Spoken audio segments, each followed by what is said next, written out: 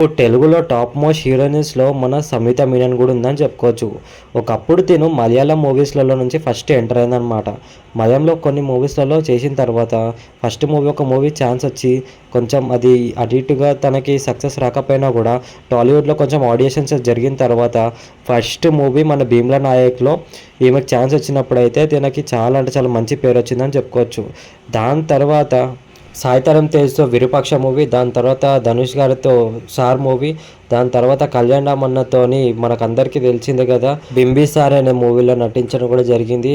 ఇవన్నీ normal hits అయితే కాదు, బ్లాక్ బస్టర్ హిట్స్ అని చెప్పుకోవచ్చు. ఇలా ప్రతి ఒక్క ఇంచ్ క్యారెక్టర్లో తనకు మంచి పేరు వచ్చిందని చెప్పుకోవచ్చు. తనకి చాలా అంటే చాలా మంచి గుర్తింపు కూడా వచ్చిందని చెప్పుకోవచ్చు.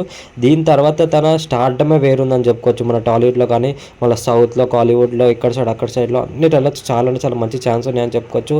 దీని ఇప్పుడు గత కాలంగా చాలా తక్కువ మూవీస్లలో కనబడుతుందని